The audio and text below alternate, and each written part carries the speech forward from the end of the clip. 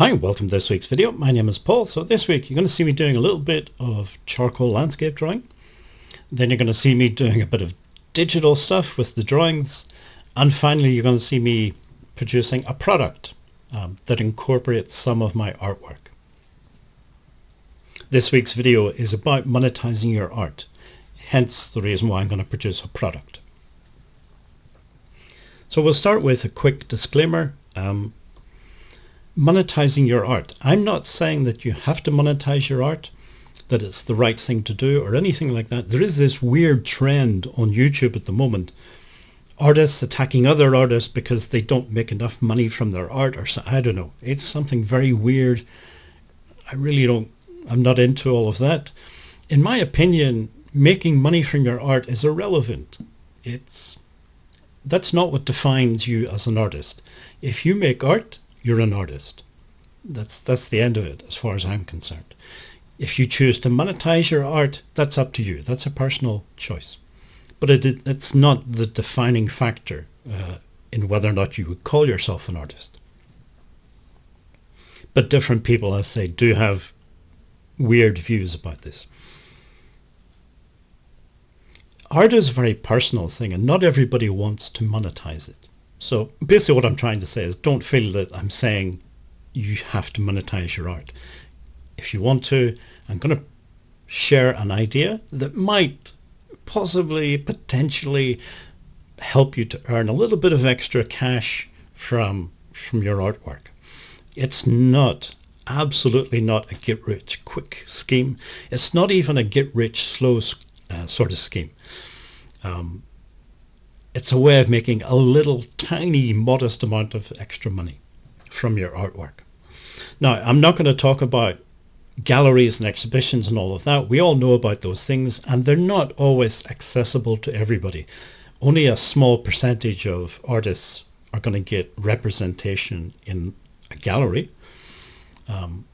What I'm going to talk about is online approaches to monetizing your art. More of us have access to the internet and therefore potentially more of us have access to this way of monetizing our art. I'm not saying that galleries are bad or anything. I'm just saying that it's not always accessible to all of us. Okay, so online monetization of art. There's kind of at least four things that we need. First of all, we need a product. We need something to actually sell. And then we need an audience, a group of potential customers. In other words, we need something to sell and we need someone to sell it to. So those are the first two obstacles, the first two challenges that you have to meet. Coming up with a product idea and an audience, people who might actually be interested in that product. In my case, the product is going to be posters. So you saw me at the beginning of the video using some charcoal, good old-fashioned way of making art.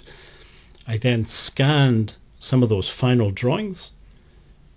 That gave me the artwork in digital form. I can then import those digital forms into an app called Affinity Designer. This is not the only app available. I guess the most famous one is probably Photoshop, but there's lots of different ones out there. Affinity Designer is just the one that I use. It allows me to manipulate images, to add things on top of the images, including text. So as I say, I'm going to try and make some posters, and being able to add text on top of my artwork is an important part of that process. You can see two examples on screen. These are early examples, but this gives you an idea of what the posters might look like. You'll notice there's some text on there. You may or may not be able to read the text. It's not in English, it's in the Irish language.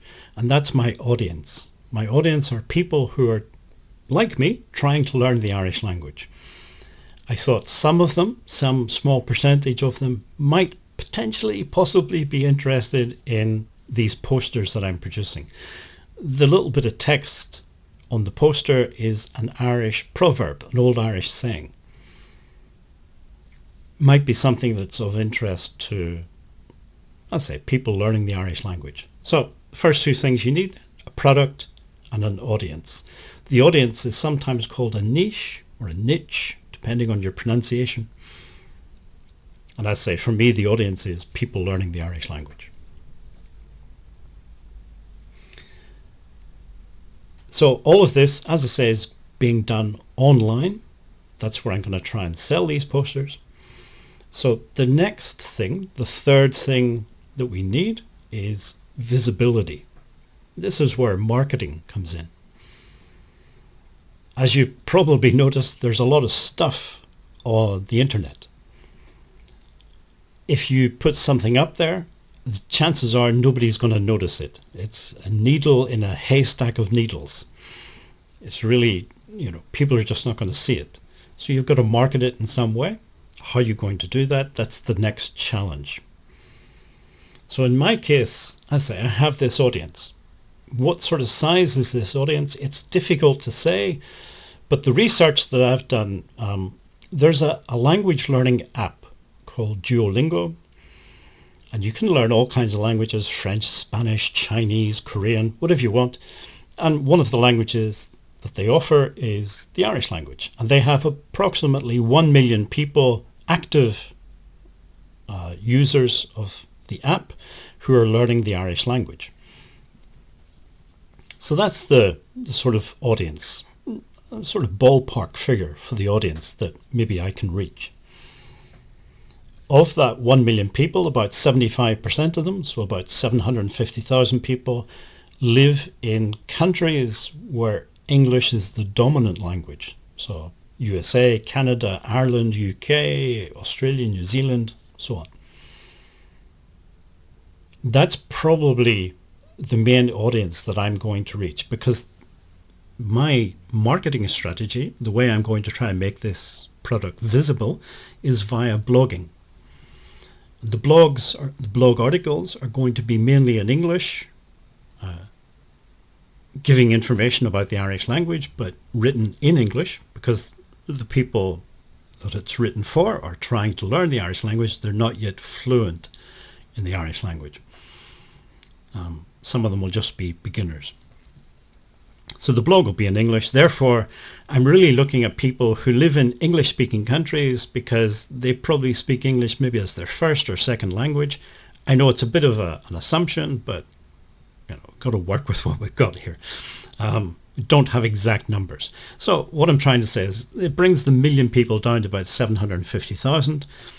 How many people might my blog be able to reach? Realistically, trying to market a blog and things is not an easy thing to do.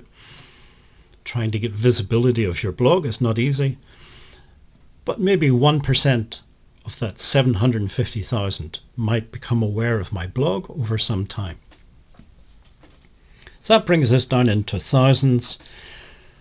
What percentage of them might be interested in buying one of these posters? 1% or so, again, maybe less than that. What I'm trying to say is, in a long-winded way, as I said, this is not a get-rich-quick scheme. You're looking at each month maybe being able to sell less than 10 posters. How much do you make per poster? Pennies. It's really not much.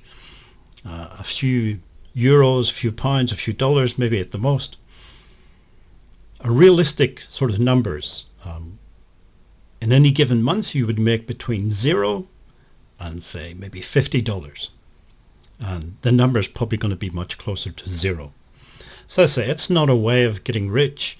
It's not even really, it's not a viable alternative to a job in any way. It's just a little bit of extra money. If you're going to be a full-time artist, you need to have multiple income streams. So this, for example, would be one. Blogging and selling art through blogs would be one possibility. But you would really need 6, 7, 10 maybe different income streams to try and actually eke out a living as a full-time artist. There is one more thing that we still need. So we've got our product, we've got an audience, we're working on visibility and marketing via a blog. Each blog article will have some information about the Irish language that would be useful to learners of the Irish language, written in English, and somewhere in the blog post there'll be just a mention that I make these posters, they're based on my artwork. If you're interested, here's a link, click on the link. It's not a hard sell. I don't like the idea of hard sells. It's just, if you're interested, follow the link kind of thing. There is the one last thing that we need then, and that's logistics. So who's going to make these posters? How are they going to be distributed? How will people be able to pay for them? There's all of this sort of logistics stuff. And again, there's many options for solving those problems. But it is the last thing, the four things then that we need. Product, an audience to sell that product to, the visibility and the marketing, and then the whole logistics of the whole thing. I will probably choose print on demand to solve the logistic challenges. Print on demand, as it says, you don't have an inventory or a stock of posters ready made. Each poster is manufactured as and when people order one. It just solves the whole problem of having to buy, say, 100 posters and then having to try and sell 100 posters. Okay, so I say it's one way of monetizing your art. You don't have to monetize your art. It's up to you. If you do, don't be expecting to be making millions. You're not going to be going out and buying a new Lamborghini or anything like this. You might make a few extra pennies per month. You can probably, over the course of a year, you could probably make enough money to buy a few extra art supplies. That's realistically, that's what we're talking about. And there's a huge amount of work has to go into it to make those few extra pennies. Writing a blog is not it's not for the faint-hearted. It takes a huge amount of effort and work. Really, if you're just looking for money, my advice would be try to get a part-time job. It's much easier, and you're going to get a lot. You're going to probably get, in most countries anyway, at least minimum wage. With this sort of approach, you're not going to make minimum wage. Nothing even close to it. It really needs to be something that you're passionate about and that you want to somehow tie your art into. So for me, it's about trying to keep the Irish language alive. There's very few people speak it. There's not a huge number of people seriously learning it, but there's a small audience. And if I can be somehow some part of that in some small way, that's interesting to me, and being able to incorporate my art into it in some way is again interesting. So that's my reason for doing this. That's my reason for starting this blog. And it's not really about making money. If I make a little bit of money, if I can make enough money to pay for the blog, that's enough. The blog itself costs money. You have to host the blog somewhere, you need a domain, all of that stuff costs money. If I can make enough to pay for that, that's a good goal, at least in the first year. Thank you for watching and listening, and hopefully see you again in 2 weeks' time.